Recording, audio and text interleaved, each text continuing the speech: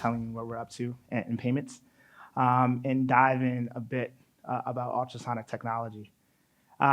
Just to give you a little breath of the company. Company started about almost 8 years ago, and we really built what we call a platform of connectivity. About 3 years ago, we got approached by a number of financial services company that also became partners. The first was Synchrony Financial, and then we started to get a slew of others like Visa and MasterCard. At that point in time, we didn't know that we were a payment solution. What I'm gonna give you in this presentation is our introduction into that. So it's definitely a high-level view, but it's something that is in market and is growing pretty rapidly. So I'm looking forward to sharing. So let's just dive in. Mainly, the premise for why this technology or the demand for this technology really came from retailer mobile wallets and their demand for something different. So if we just walk down the retail strategy or what has changed is that there's a huge demand for retailer mobile wallets. It's really driven by 62% of mobile transactions being focused on a mobile wallet. Now, I apologize for the couple inconsistencies with the slides, so I'm just gonna walk through it. Essentially, over 62% of mobile wallet transactions are happening out of retailer branded wallets. This is, in some instances, new information when we think about how we think about NFC and Apple Pay. But there's a key issue with this portion of the mobile wallet transactions. It's card not present. And for various reasons, retailers are more interested in launching their QR code or barcode mobile wallet product versus leveraging Apple Pay for mobile wallets. And there's a number of reasons for that. But we like to think of overall, when you think about mobile payments, it's technically being restricted. You have NFC technology, which is currently restricting its use to Apple or the OEM manufacturer. And then you have barcodes and QR codes driving a significant portion of the market. So why are retailers doing this? This is some of it. The retailer touch points are dramatically changing. On average, it's almost 6 touch points per retailer. 50% of mobile wallet transactions are happening across numerous touch points, whether that's kiosks, in-store pickup, drive up, you name it. And almost quarterly, there seems to be a new addition to that touch point. So when you think about the combination of all of these touch points and how does the mobile wallet communicate with the attendant or the store, what we're left to is these barcodes. I think quietly, no pun intended, we're really trying to take away the use of QR codes and barcodes. We like to describe what the QR code and barcode essentially is, either a cost product where you're gonna get inferior rates to your other mobile transactions, or it's a product that's introducing a lot of friction across the entire customer journey.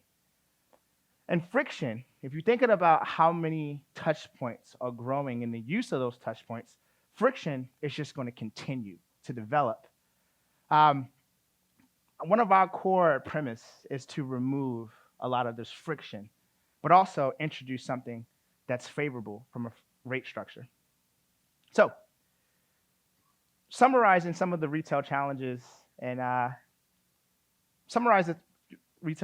think of the customer journey. They're growing. So there's more touch points for transactions than ever before. For the specific transactions, retailers are driving towards ownership with the mobile wallet because they want that transaction data. They want actually who's making that purchase. If you look at historical payments, that necessarily data isn't always the merchants. And then finally, fee structure, fees. They're interested in how could they create something that is either more favorable for them. So these are 3 retail challenges. I would also introduce you to another retail challenge, and we like to call it distance. If you ever went to Starbucks drive-through window and took your phone and handed it to the consumer so that they could scan your QR code or barcode, you understand the need for distance. Being able to transact in space is a new development and something that we think about a lot. So this is the part where I want to introduce you to Listener.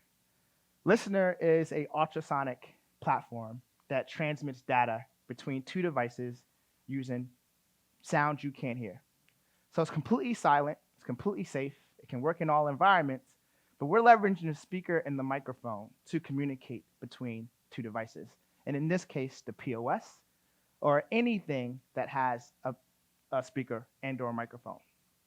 Where we're sitting at from an intersection is being able to power payments across a new customer journey. That's every store pickup, that's every self-checkout, that's scan and go, that's even at home. Or that's even places where there isn't a POS or a standard POS in our current way of thinking. I'm going to walk through two of the top payment use cases for listener that are in market today. The first one is what we call listener point. And this is very similar to an NFC type of product, outside of the fact that ours is also bidirectional.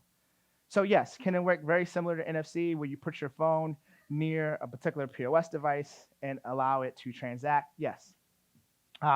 It can be bidirectional. This point type of transaction works only within 12 inches and can integrate into any retailer's mobile wallet. Equinox is actually one of our first terminal partners, but we have a few others coming on board towards the end of this year as well. Something completely new is what we call a pay zone. And the pay zone is the ability to transact in space.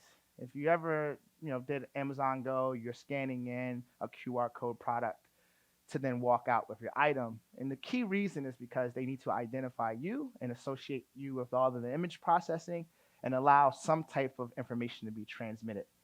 What this is actually doing is an example of concurrent transactions. So we can allow many to one transactions in a specified particular zone. I'll give you another example of this. I think Walmart introduced a speed zone concept in Canada where you're walking down an aisle, but you have to go out and scan these QR code things at the end, at the sides of the speed zone. Our zone is you're just going to be able to walk through, open your app, and click pay. To further think about the zone is we actually can enable any device to enable what we call a specific box or a zone, or the entire store can be a zone. The power of this really brings to life the scan and go environment, or the environment where someone can go in, purchase an item anywhere in the store. What's technically happening and how we're enabling this is that we're actually passing what we like to call an ultrasonic present token. And that token is what's being used to identify that user, identify the transaction, and then ultimately complete the transaction. So this summarizes the opportunity in the simplest way I can showcase it. We give merchants more control over the transaction than ever before. So we offer something that is extremely, extremely secure, and I can spend days on why it's so secure. We give something where merchants can control the range, where a transaction can happen in a few inches, a few centimeters, or 10 meters, something that NFC or QR codes will never be able to do. In that zone or time period, we also allow merchants to engage with the customers. That could be a coupon, that could be just identification, you name it. But it's an opportunity for that merchant to communicate with that consumer a little bit more easily. And then finally, the idea of bidirectional is very, very, very new. We'll see what happens with it, but the communication is fully duplex, meaning you can send and receive information at the same time. And how does that change the shopping experience? But overall, control is a key benefit. And sometimes when I give this presentation, it's a little bit spaced out and everyone's a little bit unsure on when it's coming. I like to end my presentation with it's here. One of our partners, and probably our biggest partner, is Visa. A lot of the things that we're showcasing today wasn't necessarily the brainchild of us. It was more so the brainchild of Visa wanting to introduce a new payment standard to the market, which we're powering. So it's probably a good point for questions and answers, but that's listener, and that's the future of a better way to pay. Thank you.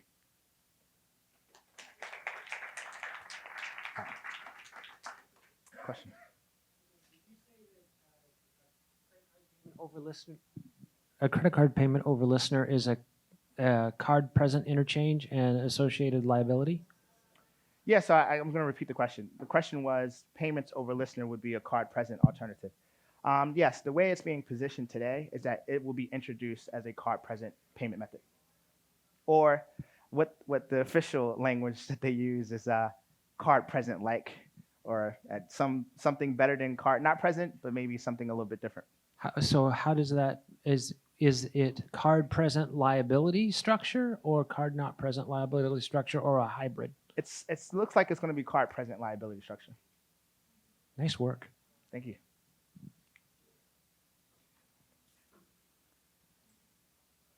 Any other questions?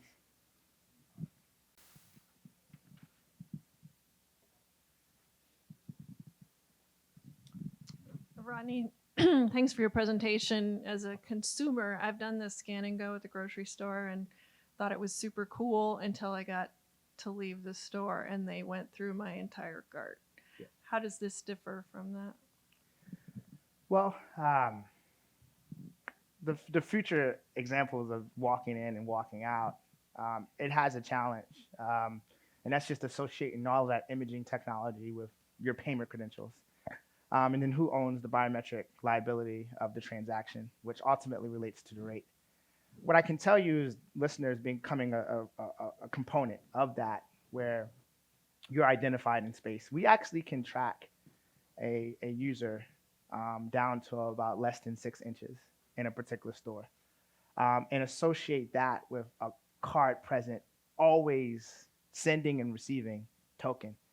The combination of that is incredible. If I'm a security person, I can actually look on an iPad and see you as a dot walk towards me. And then I can also see that you've been identified, verified, and there's a token that says that your transaction can be approved.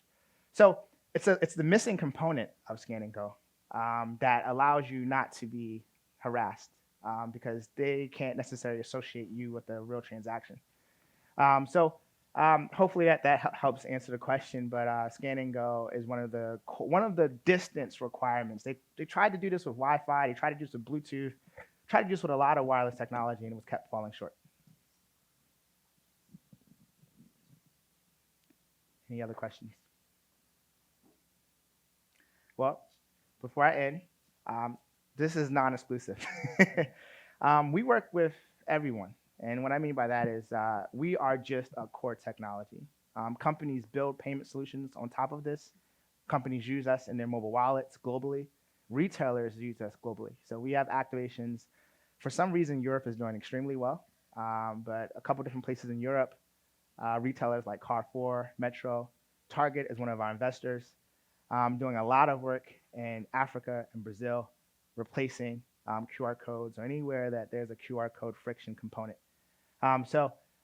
This is an example of a product that's coming to market, obviously with Visa, but there's many examples of how companies are using this technology to reduce friction and increase mobile payments. Thank you.